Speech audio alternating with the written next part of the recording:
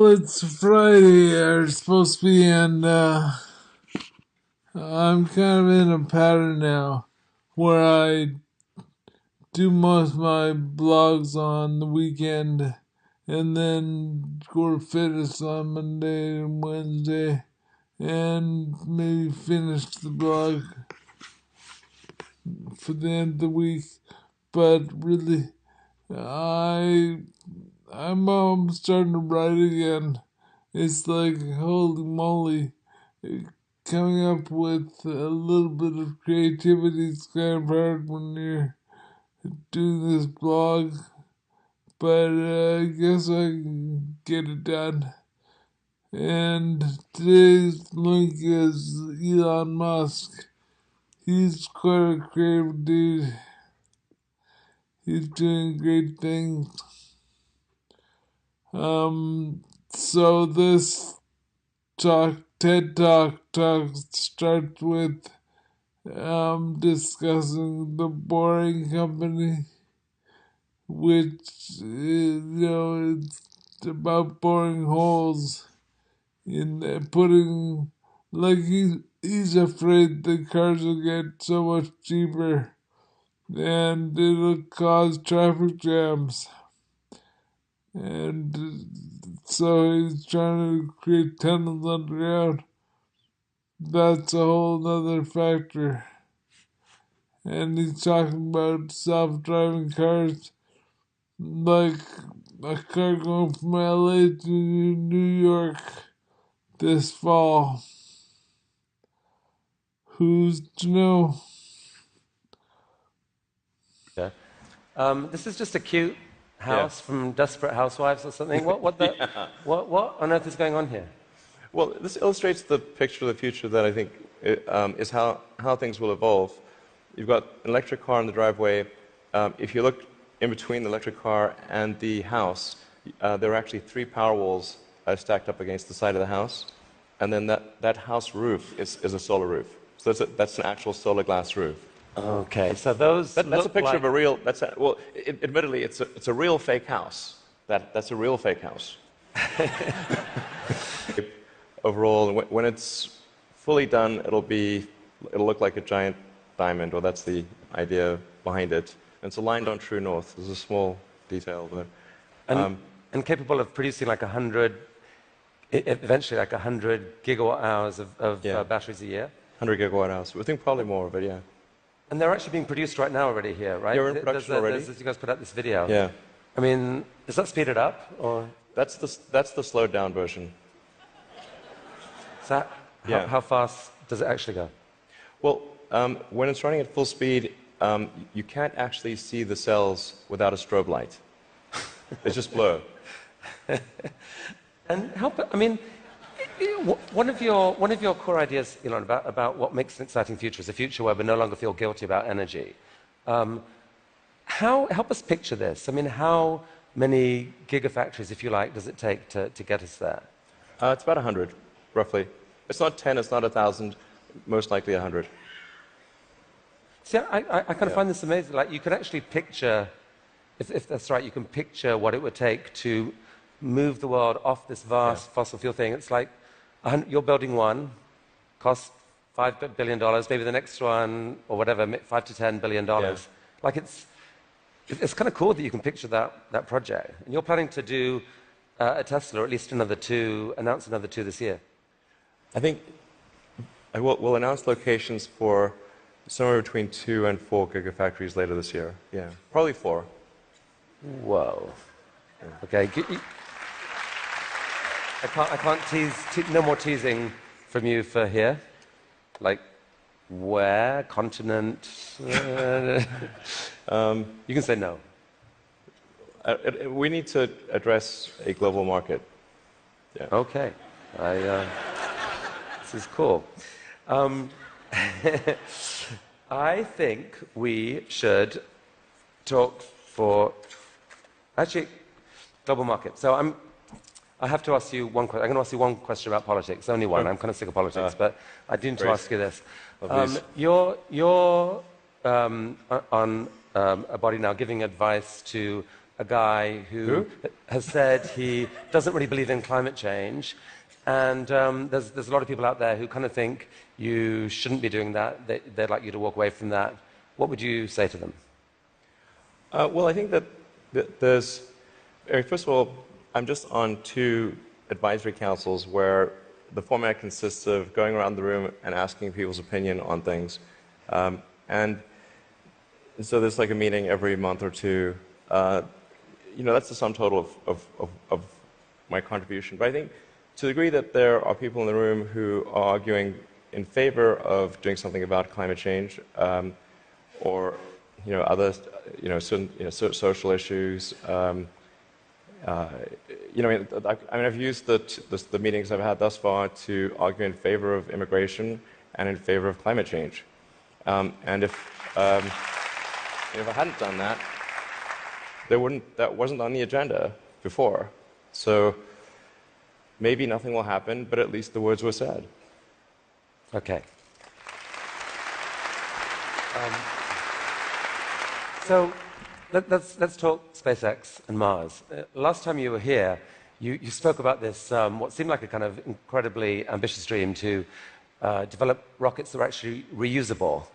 And you've only gone and done it. Yeah. I mean, talk us through this. What are we looking at here? Yeah, so this is one of our rocket boosters coming back from very high and fast in space. So it just delivered the upper stage at high velocity. I think this may have been sort of a Mach 7 or so delivery of the upper stage. Yeah. So that was a sped up. That's the slowed down version. Yeah. That was the sped up version. But I mean, that's amazing. And several of these failed before you finally figured out how to get to do it. But now you've done this, what, 5 or 6 times? I think we're at 8 or 9 or something. Yeah. And for the first time, you've actually reflown one of the rockets that landed. So we landed the rocket booster, and then prepped it for flight again and flew it again. So it's the first reflight of an orbital booster where that reflight is relevant. So it's important to appreciate that reusability is only relevant if it is rapid and complete. Right. So like an aircraft or a car, the reusability is rapid and complete. You do not send your aircraft to Boeing in between flights. Right. So this is allowing you to dream of this really ambitious idea of sending like many people to Mars in 10 or 20 years time, I guess. Yeah. In the next 20 years. And you've designed this outrageous rocket to do it. Help us understand the scale of this thing. Well, I think visually you can see that's person. Yeah, and that's the vehicle. So if that was a skyscraper, that's like a 40. Did I read that? 40 stories. Yeah, maybe a little more. Yeah. The thrust level of this is really this configuration is about 4 times the thrust of the Saturn V moon rocket. 4 times the thrust of the biggest rocket humanity ever created before. Yeah. I mean, as one does. Yeah. I mean, in units of 747, 747 is only about a quarter million pounds of thrust. So there are for every 10 million pounds of thrust, there's 47. So this would be the thrust equivalent of 120 747s, with all engines blazing. And so even with a machine designed to escape Earth's gravity, I think you told me last this thing could actually take a fully loaded 747, people, cargo, everything, into orbit. Exactly. This can take a fully loaded 747 with maximum fuel, maximum passengers, maximum cargo on the 747. This can take it as cargo. So based on this, you presented recently this interplanetary transport system, which is visualized this way. And this is a scene you picture, what, in 30 years' time, 20 years' time? People walking into this rocket.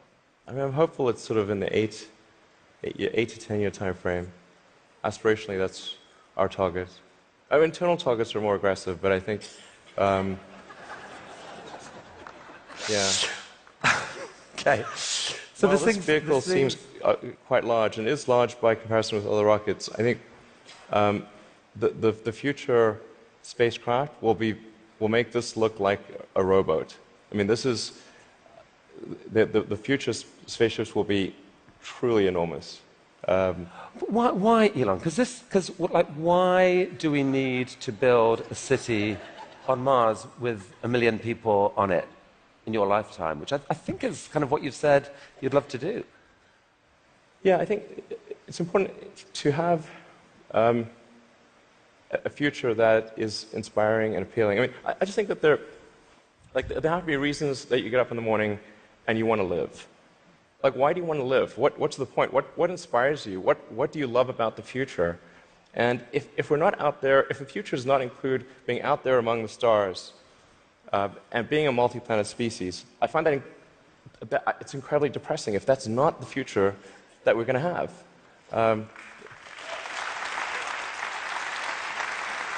People want to position this as an either-or, that there are so many desperate things happening on the planet now, from climate to poverty to, you pick your issue. And that this feels like a distraction. You shouldn't be thinking about this. You should be solving what's here and now. And to be fair, you've done a fair old bit to actually do that with your work on sustainable energy. But why not just do that? Well, I think there's.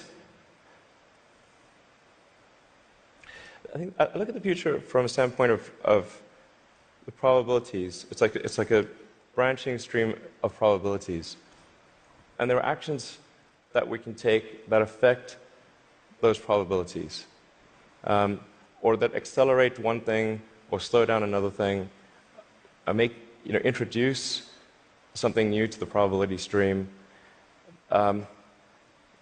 Sustainable energy will happen no matter what. If there was no Tesla, if Tesla never existed, it would have to happen out of necessity. It's tautological. If you don't have sustainable energy, it means you have unsustainable energy. Eventually, you'll run out, and the laws of economics will drive civilization towards sustainable energy inevitably.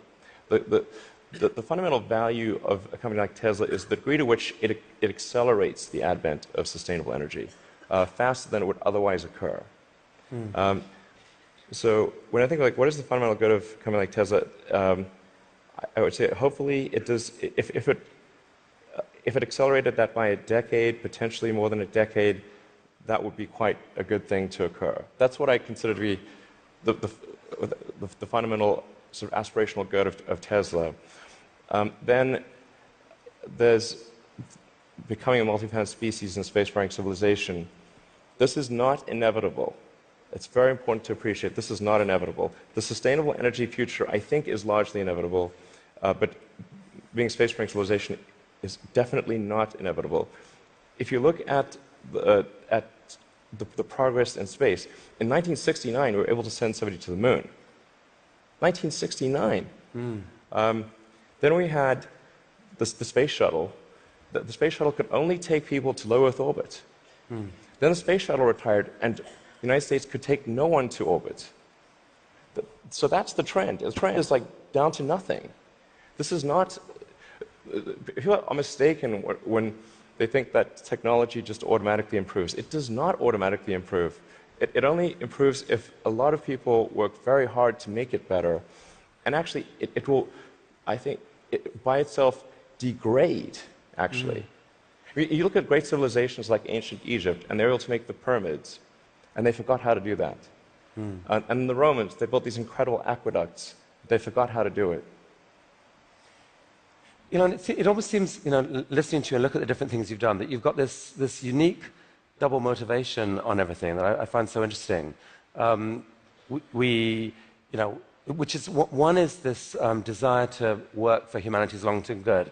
The other is this desire to do something exciting. And it's often, it feels like you feel like you need the one to drive the other. With Tesla, you want to have sustainable energy, so you make these super sexy, exciting cars to do it. solar energy, we need to get there, so we need to make these beautiful roofs. We haven't even spoken about your newest thing, which we don't have time to do, but you want to save humanity from bad AI, and so you're going to create this really cool brain-machine interface to give us all infinite memory and telepathy and so forth. And on Mars, it feels like what you're saying is, yeah, we need to save humanity and have a backup plan, but also we need to inspire humanity, and this is a way to inspire. I think the value of beauty and inspiration is very much underrated, no question. But I want to be clear. I'm not trying to be anyone's savior. That is not the. I'm just trying to think about the future and not be sad.